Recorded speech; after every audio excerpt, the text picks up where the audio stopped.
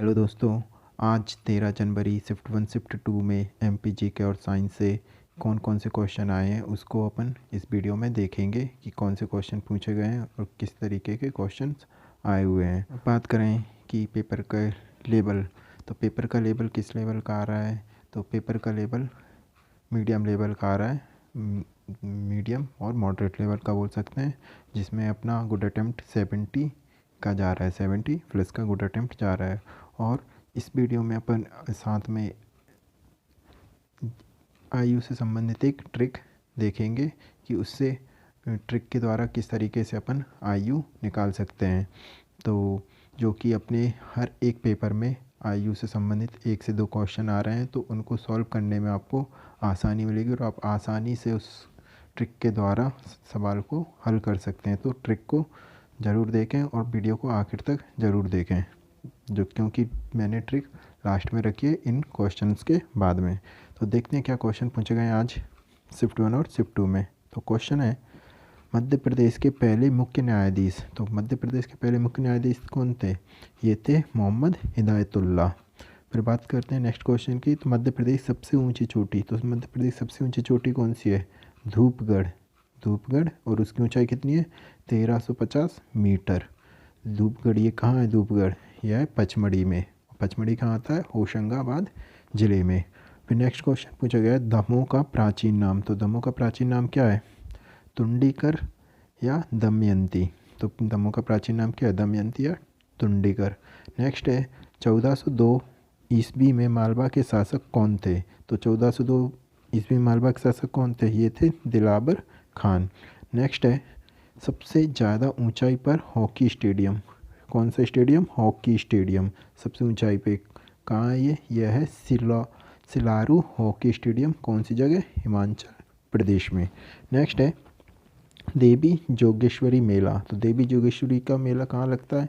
ये लगता है चंदेरी में। चंदेरी कौन से ज़िले में आता है?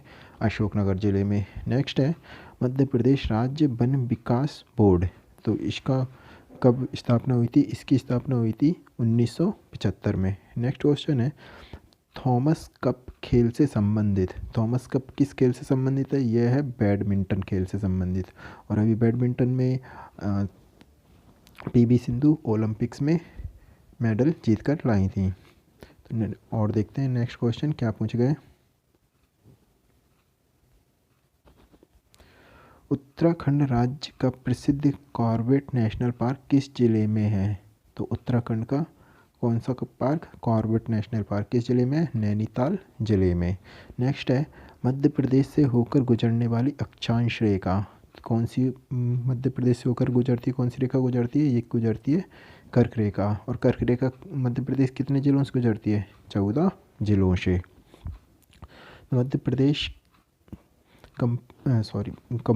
इलेक्ट्रॉनिक कंप्यूटर का आविष्कार। तो इलेक्ट्रॉनिक कंप्यूटर का आविष्कार किसने किया था? ये किया था JB एकर्ड ने। ठीक है। नेक्स्ट क्वेश्चन पूछा गया, रायसेन जिले में स्थित शिव मंदिर। तो रायसेन जिले में शिव मंदिर कहाँ पे है? यह है भोजपुर में। कौन सी जगह? भोजपुर में।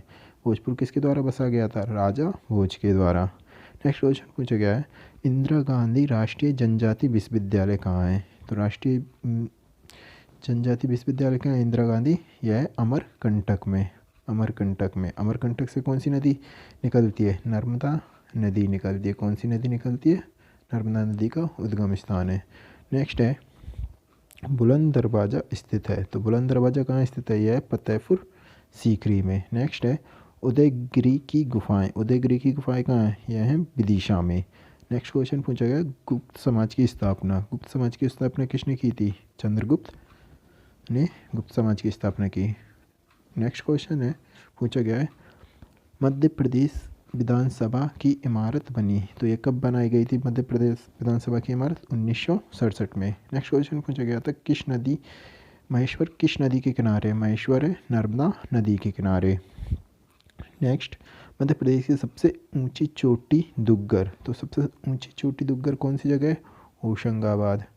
तो अभी अपन ने देखा था होशंगाबाद ज़िले में कौन सा? पचमढ़ी। पचमढ़ी में सबसे ऊंची चोटी कौन सी थी? कौन सी? धूपगढ़। कितनी लंबाई थी उसकी? उसकी लंबाई थी 1350 मीटर।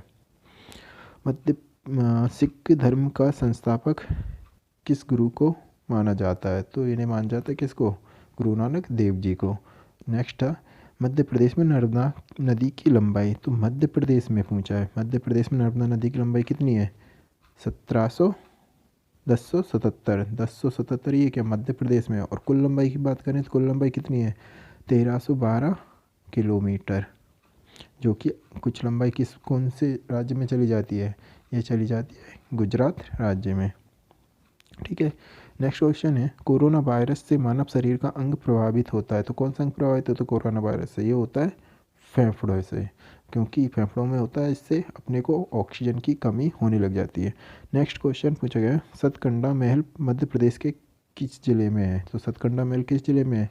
दतिया जिले में।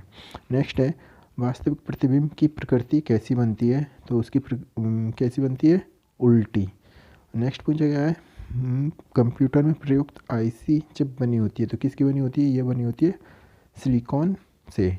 नेक्स्ट है मध्य प्रदेश का प्रथम गैर कांग्रेस मुख्यमंत्री। तो मध्य प्रदेश के प्रथम गैर कांग्रेस मुख्यमंत्री कौन है बने थे? गोविंद नारायण सिंह। नेक्स्ट पूछे गए सैलाना जीव अभ्यारण्य जिले में है। तो सैलाना जीव अभ्यारण्य किस जिले में है? यह है रतलाम जिले में। लोसांग उत्सव मनाया जाता है तो किस राज्य में मनाया जाता है? ये सिक्किम राज्य में मनाया जाता है। नेक्स्ट पूछा गया विजेंद्र सिंह किस खेल से संबंधित हैं? ये हैं मुक्केबाजी से। सरदारपुर अभ्यारण्य कहाँ है? यह है धार जिले में। नेक्स्ट पूछा गया मध्य प्रदेश की सबसे बड़ी सोलर परियोजना। तो ये कहाँ है? ये रीवा जिले में है और कितनी है? 750 मेगावाट की। वायरस की खोज किसने की? तो वायरस की खोज किसने की थी? एडवर्ड जेनर ने। ग्रीन हाउस गैस उत्सर्जन में भारत का स्थान तो कौन सा है? तीसरा। किसमें? ग्रीन हाउस गैस उत्सर्जन में। नेहरू स्टेडियम क्या है? इंदौर में। नर्मदा नदी का उद्गम स्थल कहाँ है? अमरकंटक, जो कि अभी मैंने समझा दिया था, बताया था। ठीक है, तो यही थे आज शिफ्ट 1 शिफ्ट 2 में MPG के और साइंस से पूछे गए क्वेश्चंस। अब देखते हैं अपन मैथ्स की ट्रिक। तो क्या है आयु से संबंधित मैथ्स की ट्रिक? तो सबसे पहले अपन इसको समझ लेते हैं किस तरीके की है कि अगर अपने को दो लोगों की आयु का अनुपात दिया है, क्या मान लिया दो लोगों की आयु का अनुपात दिया है A/B। अब अपने को कुछ वर्ष बाद या कुछ वर्ष पहले बोल दे कि उनकी आयु का अनुपात इतना हो जाता है, मान लिया C/D हो गया। तो अब अपने को क्या देखना होगा कि इनके बीच के आयु का अंतर कितना है, अनुपात के बीच में अंतर कितना है, और A और B जैसे और C और D के बीच में आयु के अनुपात में कितना अंतर है। अगर ये अनुपात सेम है तो जितने भी वर्ष का अपने को बोला है कि इतने वर्ष बाद, तो उसको डायरेक्ट अपन इनके बीच में फिर गैप देखेंगे कितने का गैप है, उसको उस वर्ष के बराबर में कर देंगे, उस ईयर के बराबर में कर देंगे। जैसे 4 साल बोला 4 साल के बराबर कर देंगे। ठीक है। और अगर ये बराबर मान नहीं है, यहाँ पे मान लिया कि यहाँ पे 2 है, 2 का अंतर आ रहा है और यहाँ पे आ रहा है 3 का अंतर, तो पहले अपने को इन दोनों को बराबर करना पड़ेगा। मतलब कितना हो जाएगा, इसको 6 कर दें और इसको भी 6 कर दें तो अंतर बराबर हो जाएगा। तो यहाँ पे भी ये भी मान बराबर आ जाएगा। तो इस तरीके से इसको एडजस्ट कर सकते हैं। ऐसे अभी समझ में नहीं आया तो अपन क्वेश्चन से देख लेते हैं, क्वेश्चन करके देखते हैं, क्वेश्चन से और अच्छे से क्लियरली समझ में आएगा। तो क्वेश्चन कैसे पूछे जा रहे हैं देखते हैं। मोना और विकास की वर्तमान आयु का अनुपात कितना दिया है? 9:10। कितना दिया है? 9:10। ठीक है। अब क्या बोला? 4 वर्ष बाद उनके आयु का अनुपात 11:12 हो जाता है। 4 वर्ष बाद कितना हो रहा जा रहा है? 11:12। तो मोना की आयु बताना है, तो मोना और विकास। ठीक है। तो अभी देखो अंतर का बोल रहा था, अभी अंतर अपने इनके बीच में कितने का अंतर है? 1 का है, और इनके बीच में भी 1 का ही अंतर है, तो बराबर बराबर अंतर है। और यहाँ पे देखो, यहाँ पे भी इनके कितने का अंतर आ रहा है? 2। यहाँ पे भी 2। अब ये 2 मान अपन किसके बराबर बोल रहे थे? जो बताया था ना मैंने, अभी समझाया था गैप, कितना गैप हो रहा है इनका? वर्तमान आयु से 4 वर्ष बाद, मतलब कि 4 वर्ष का गैप आ रहा है। ठीक है। तो 2 का मान 4 के बराबर हो जा रहा है, तो अब अपन 1 का मान निकाल लेंगे। 1 का मान किसके बराबर हो जाएगा? 2 के बराबर। अब ये देखो 1 का मान 2 के बराबर हो गया। अब किसकी पूछिए? मोना की वर्तमान आयु। तो मोना की वर्तमान आयु क्या है यहाँ पे? 9। ठीक है। तो 1 का मान 9, 1 का मान 2 के बराबर आया है, तो 9 का मान कितने के बराबर आ जाएगा?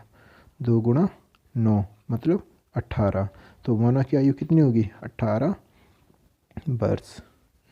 ठीक है, आए समझ में?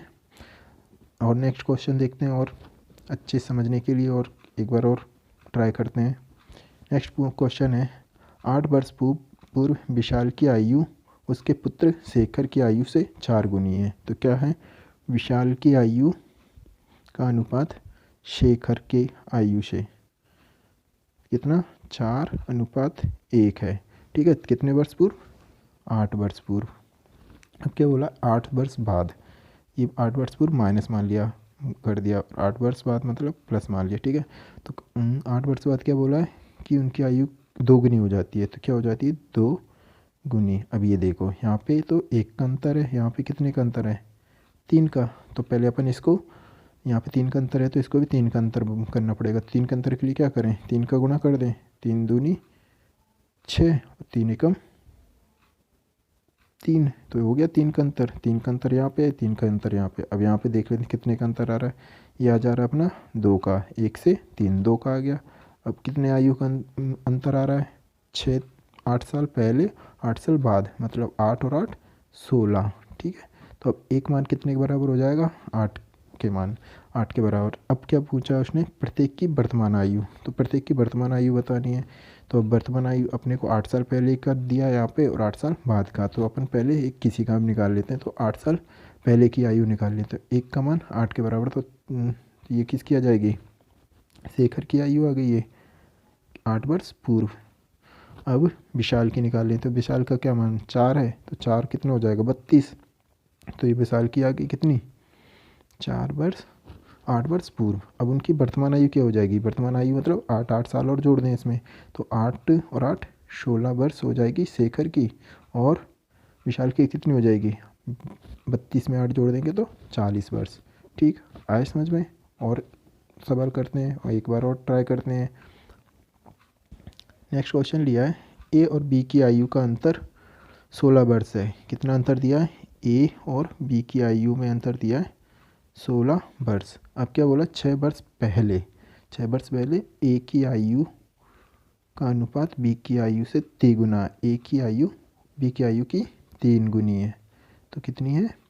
3 गुनी। ठीक है, तो अब ये देखो, इनके अनुपात में अंतर कितने का है? 2 का, और इनकी वैसे रियल में अनुपात अंतर कितना आयु का? 16 का। तो 2 का मान किसके बराबर हो जाएगा? 16 के बराबर। तो 1 का मान किसके बराबर हो जाएगा? 8 के। तो अब क्या पूछा? प्रत्येक की वर्तमान आयु। तो प्रत्येक की वर्तमान आयु कितनी हो जाएगी? अब अपने को 6 वर्ष पहले की निकालनी पड़ेगी, फिर उसके बाद वर्तमान निकालेंगे अपन।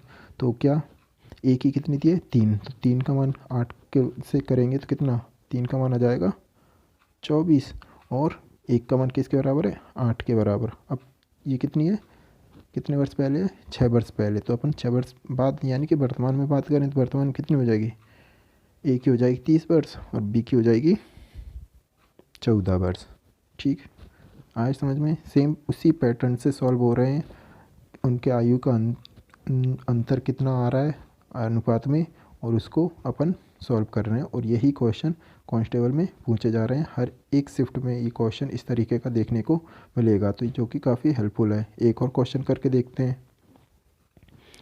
क्या है? अतुल और वैभव। कौन है? अतुल और वैभव की आयु का अनुपात कितना है? 3:5 है। अब क्या बोला? 6 वर्ष बाद उनकी आयु का अनुपात क्या हो जाता है? 2:3। ठीक है, कितने वर्ष बाद? 6 वर्ष बाद। अब क्या है इसमें? देखो अंतर कितने का है? 2। यहाँ पे कितने का है? 1 का। अब इसको भी अपने को 2 का बनाना पड़ेगा। 2 का बनाने के लिए क्या करें? तो 2 का गुणा कर देना उन साइड, 4 और 6, तो हो गया 2 का अंतर। अब ये इसमें से यहाँ से कितना हो गया? 5 से 6 1। तो 1 का मान किसके बराबर हो जाएगा? 6 के बराबर। तो अब किसकी आयु पूछिए? अतुल की वर्तमान आयु। तो अतुल की वर्तमान आयु कितनी थी? 3। तो 1 का मान कितना आया? 6। तो 3 का मान कितना हो जाएगा? 18। तो अतुल की आयु कितनी हुई? 18 वर्ष। तो कैसी लगी वीडियो आपको? आया समझ में? आयु से संबंधित किस तरीके से सॉल्व करना, ये आपके लिए काफ़ी हेल्पफुल रहेगा। हर पेपर में ये इस तरीके क्वेश्चन मिल रहा है। तो थैंक यू।